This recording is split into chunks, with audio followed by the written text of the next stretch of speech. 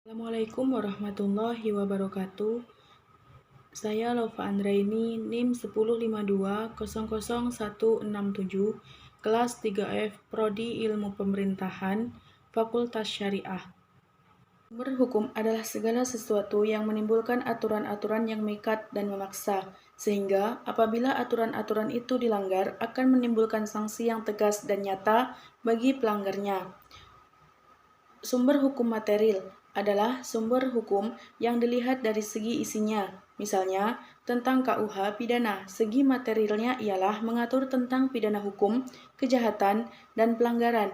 Yang kedua, KUH perdata, dari segi materialnya mengatur tentang masalah orang sebagai subjek hukum, barang sebagai objek hukum, perikatan, perjanjian, pembuktian, dan kadaluarsa.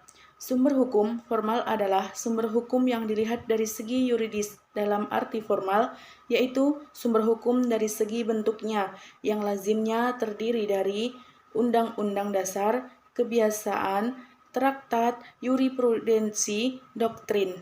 Subjek hukum adalah segala sesuatu yang berguna bagi subjek hukum, manusia atau badan hukum, dan dapat menjadi pokok permasalahan dan kepentingan bagi para subjek hukum. Oleh karenanya, dapat dikuasai oleh subjek hukum. Contoh, A dan B mengadakan perjanjian jual beli rumah. Rumah adalah subjek hukum. Biasanya, objek hukum adalah benda atau zat. Yang kedua, subjek hukum adalah sesuatu yang menurut hukum berhak atau berwenang untuk melakukan perbuatan hukum, atau siapa yang mempunyai hak dan cakap untuk bertindak dalam haluan. Biasanya, yang menjadi objek hukum adalah manusia atau orang atau person. Contohnya, anak yang masih di bawah umur, orang yang berada dalam pengakuan atau dungu, sakit ingatan, dan lain-lain. Hak adalah segala sesuatu yang bisa didapatkan setiap orang sejak dia dilahirkan di dunia ini. Sedangkan kewajiban adalah segala sesuatu yang harus dilakukan oleh setiap individu untuk mendapatkan hak yang layak. Contohnya, berhak mendapatkan kehidupan yang layak, berhak mengutarakan pendapat, berhak mengikuti kegiatan di lingkungan masyarakat, berhak dihargai dan dihormati, berhak untuk tidak dibeda-bedakan.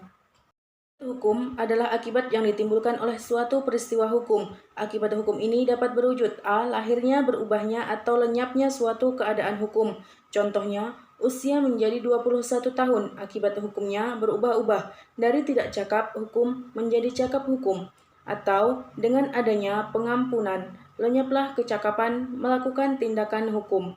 B. Lahirnya, berubahnya, atau lenyapnya suatu hubungan hukum antara dua atau lebih subjek hukum, di mana hak dan kewajiban pihak yang satu berhadapan dengan hak dan kewajiban pihak yang lain.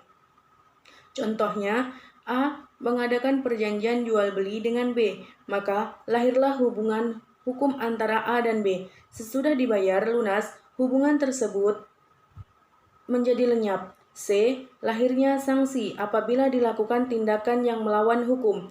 Contoh, seorang pencuri diberi sanksi hukuman adalah suatu akibat hukum dari perbuatan si pencuri tersebut, ialah mengambil barang orang lain tanpa hak dan secara melawan hukum. Selanjutnya, ada peristiwa hukum adalah suatu kejadian biasa dalam kehidupan sehari-hari yang akibatnya diatur oleh hukum. Contohnya, kelahiran, kematian, jual beli, dan sewa menyewa, pendudukan tanah, pencemaran laut. Peristiwa tersebut dapat terjadi karena perbuatan manusia dan keadaan. Hubungan hukum adalah hubungan antara dua atau lebih subjek hukum. Dalam hubungan ini, hak dan kewajiban pihak yang lain. Contohnya, A menjual rumahnya kepada B. A wajib menyerahkan rumahnya kepada B. A berhak meminta pembayaran kepada B. B wajib membayar kepada A. B berhak meminta rumah A setelah pembayarannya selesai. Cukup sekian jawaban dari saya. Wassalamualaikum warahmatullahi wabarakatuh.